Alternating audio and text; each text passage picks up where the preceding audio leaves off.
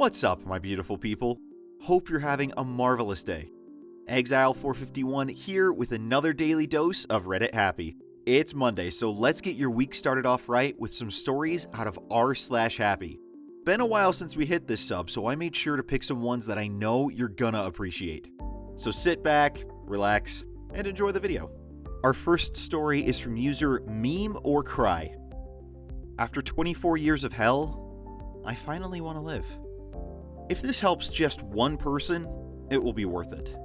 I've been depressed my entire life. I remember being 6 years old and wishing I could just be gone. I grew up in a physically, emotionally, and verbally abusive household, and until now, it stunted me greatly. Professionally, I have always excelled with ease. But I had low self-esteem, which I tried to cover up by doing everything I could to make other people happy. I would have sawed off my own right arm to make someone else smile. I wanted everyone to love themselves, but I had no self-love. By the age of 11, I developed anorexia and have struggled with it ever since. I was never allowed to see a therapist by my parents, who were my abusers, so I took to self-harm to find some way of coping.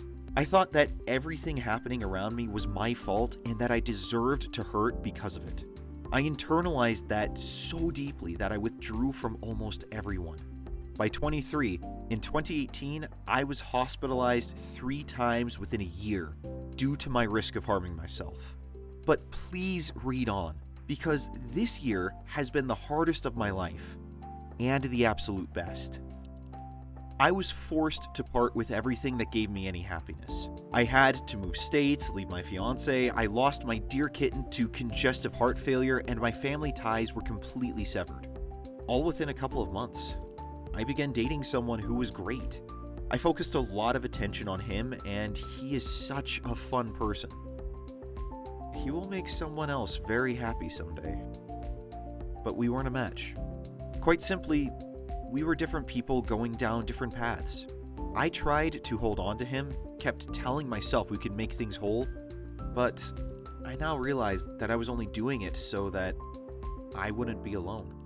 The friends that I had rallied around me and made such an effort to show me that I was loved, that I matter deeply to them, but I still couldn't feel it. I walked around thinking that people were always playing some huge joke on me when they said they care about me or that they thought I was a good person. All I'd ever been told by my family is that I was not good enough no matter what I did. I wasn't enough. But life carried on, and so did I. Last week, I came so close to dying. I had attempted suicide in the past, but this was different. I genuinely wanted to die, like always. But that day, the level of harm to myself was accidental. As I woke up in the ambulance, slipping in and out of consciousness, I had no idea what was occurring in the external world.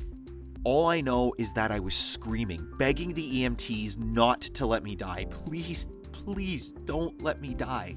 My desperation was tangible, and that was before my body shut down almost entirely on the way to the hospital. I couldn't see, speak, or move. I apparently spent much of the ambulance ride seizing. Guys, I don't know how to explain the process of almost dying. There are no words to describe the sheer primal panic that occurs. It is utterly horrific. You can feel your own body shutting down on you.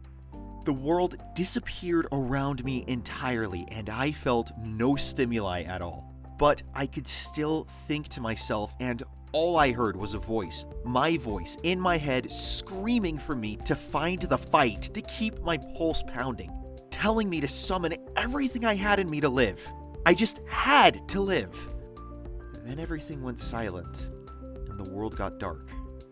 I woke up later in the hospital, and as I came to and stabilized, I was later transferred to a private room.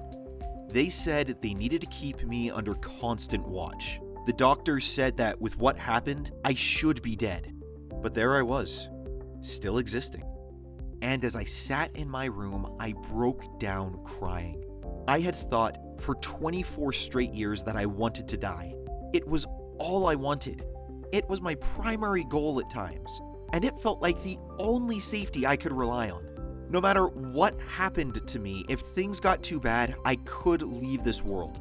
What I had experienced, at least what I remembered of it, was hell. Honestly, guys, you could have sat me down and talked to me forever before about why I should be alive. None of it meant anything to me. I hated myself and just wanted out. When I was in the hospital, I initially tried to make light of the situation and make jokes, saying things like, "We'll get him next time," as a nod to my plans to die. But my comedic defense mechanism quickly broke down and I just sat there. I sat there alone, with just myself, and just thought, what the I had always thought I wanted to die. But seriously, that is leaps and bounds scarier than anything I have ever faced on this earth. I'll never have words to explain it. Never. This world just does not contain the concepts I need to explain to you what I felt. I experienced none of the comfort or relief I expected, simply terror. I realized then that I had to live. I had no choice. I wasn't doing that to myself. For the first time in my life, suicide was not an option. I honestly can't tell you the mechanism by which this occurred, but a light went off in my head. I guess some call it hitting rock bottom, and boy did it hit back hard. Suddenly, the world was new around me, and I belonged in it. The fog that had haunted my entire life was lifted. Only then did I realize my worth. I valued myself. I wanted to keep my body safe, the same body that just months before I had purposely starved down to a BMI of 12. I wanted to thank myself for being strong enough to survive this. I realized that I'm strong as hell. My worth was inherent, and whether I was conscious of it or not, I mattered. I mattered to other people, sure, but that voice in my head that willed me to fight let me know that I mattered to myself. I mattered to myself. Holy crap. I had never once had that thought in my entire life. As I recovered, I knew my life would never be the same. It never will. For every single breath I take, I praise my lungs. With every beat of my heart, I thank it for not stopping when all the doctors thought it would. The brain that I once thought of only as diseased and cursed is my prized possession. It is the same brain that helped me cope through years of hell. And I'm not sure what happened, but my brain, which was once strictly type A, is creative now. I see things in full color. The world is dynamic around me. I can taste life. I can hold it in my hands and witness its beauty. I had once sought worth through the affirmation of other people. I tortured myself with it, then told myself they were lying when I received it. Who could care about a pathetic piece of crap like me? I would say. The things I used to say to myself, I wouldn't have said to the most evil person on earth. Yet I was my own worst enemy. Now, I'm happy with just me. I am my own best friend. I do have a wonderful boyfriend who is so supportive. He is the only man who I have ever told my entire story to. I did it early on so that I could give him the option to leave me because of it. He simply refused. He said I deserve my love, and I was able to accept and internalize that. For the first time, I believed a positive thing that someone said about me. Moreover, I didn't need him to say it. I already felt it in that moment. I felt that I loved 100% of me, even the parts of me that were broken.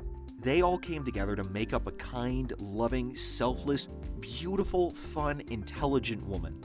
The harm to my pride and self-worth I had experienced melted away. It didn't matter.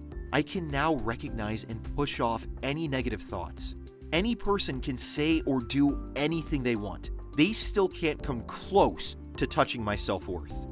My value does not diminish because of someone's failure to see or respect it. It's in me, and it is inherent. No one can tarnish it, not even me.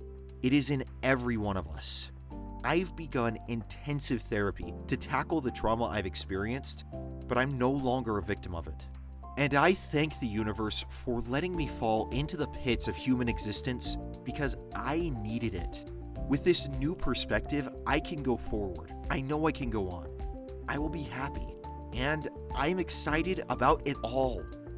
Finally, guys, I can't wait for the rest of my life.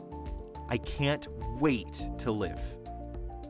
Well, guys, this is exactly why I put a small little warning in the description about self-harm triggers and suicidal ideation in this story. Good as it is, those things do need to be taken into account. That having been said, OP, my gosh. I mean, I have done some really tough reads for this channel before, and gone into some very difficult places to tackle.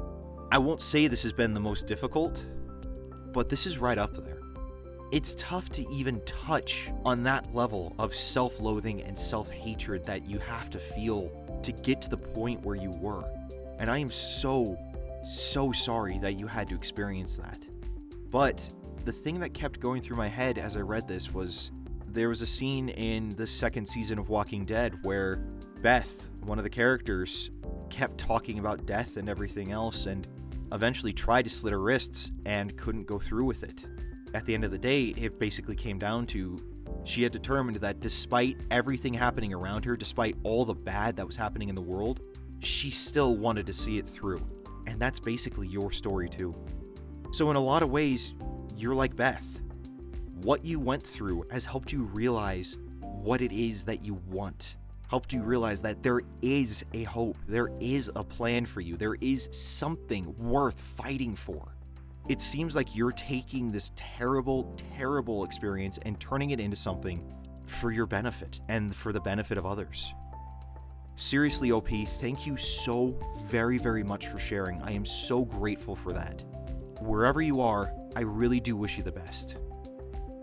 That was r/happy, and if you want some more happy stories of people changing their lives or just good things that are going on, then feel free to hit the playlist link in the description below. Now you guys go out there, have a great day. I will see you all tomorrow. Until then, I'm Exile451. Stay beautiful, people.